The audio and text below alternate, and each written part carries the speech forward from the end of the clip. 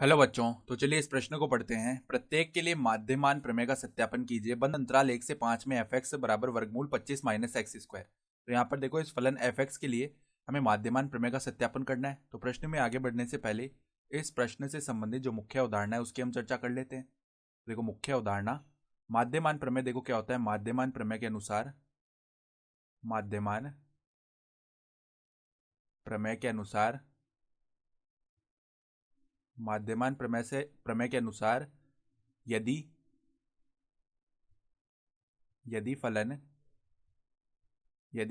fx बंद अंतराल a से b में संतत हो, बंद अंतराल a से b में संतत हो, कॉमा खुले अंतराल a से b में अवकलनीय हो, खुले अंतराल a से b में अवकलनीय हो। दो शर्तें हैं यहाँ पर। तो क्या होगा, तो प्रत्येक c इस प्रकार आएगा खुले अंतराल a से b में कि f डैश c का जो मान है वो किसके बराबर आएगा, F B minus F A बट्टा में b माइनस ए। ठीक है, तो देखो ये होता है माध्यमान प्रमेय। इसमें दो शर्तें होती है। पहली शर्त कि बंद अंतराल a से b में fx जो है वो सतत होना चाहिए। दूसरी शर्त कि खुले अंतराल a से b में फलन fx जो है वो अवकलनीय होना चाहिए। तो अगर इन दोनों शर्तों का पालन हो रहा है तो एक c इस प्रकार आएगा खुले अंतराल a से b में कि f डैश c का जो मान है वो F B minus F A बट्टा बी माइनस ए के बराबर आएगा। तो देखो यहाँ पर जो फलन है हमारे पास एफ एक्स, वो क्या दिया हुआ है, वर्गमूल 25 माइनस एक्स स्क्वायर। तो अगर इसके वक्र को देखें हम, इसका वक्र देखो इस तरीके का आएगा। यहाँ पर बिंदु आ जाएगा 5, यहाँ पर बिंदु आ जाएगा -5, और इस प्रकार से इसका वक्र आएगा।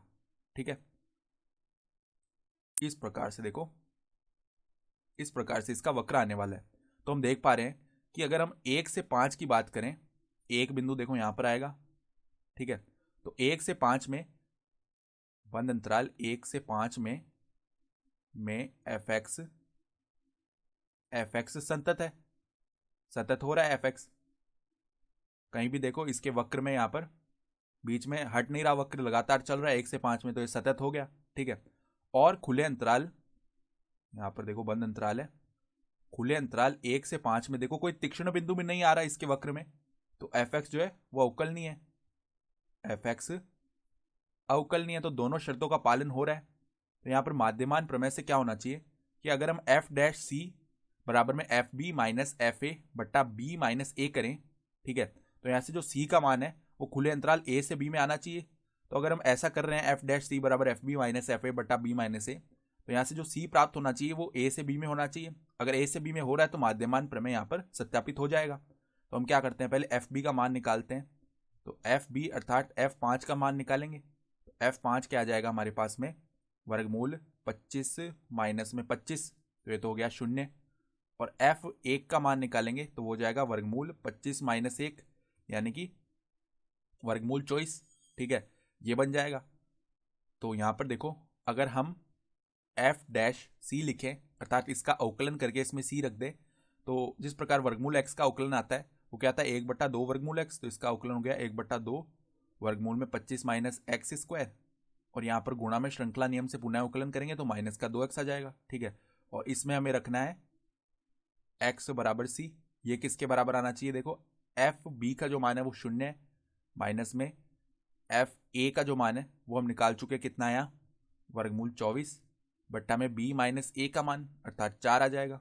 ठीक है, तो अब देखो यहाँ पर अगर हम आगे करना चाहें इसे, तो x बराबर में यहाँ पर c रखेंगे, 2 से तो 2 यहाँ पर विभाजित हो गया, तो माइनस एक्स बट्टा क्या आएगा, देखो माइनस सी बट्टा वर्गमूल 25 माइनस सी स्क्वायर, हमने सी रख दिया है। ठीक है, यहाँ पर और बराबर किसके, माइनस वर्गमूल 24 बट्टा में क्या है, बट्टा में 4 है। यहाँ पर देखो माइनस से माइनस ये हो गया। ठीक है, तो अब हम क्या करते हैं, यहाँ पर वज्र गुणन कर लेते हैं। तो 4c बट्टा में वर्गमूल 24 गुणा में 25 माइनस सी स्क्वायर। ठीक है, इसका मान किसके बराबर आना चाहिए, 1 के बराबर, अर्थात 4c का मान जो है वो वर्गमूल 24 गुणा 25 माइनस सी स्क्वायर के बराबर आएगा। ठीक है, तो अब दोनों ओर हम वर्ग कर लेंगे, तो 16c स्क्वायर बराबर में यहाँ पर देखो 24 को हम गुणा करते हैं किससे, 25 से, ठीक है।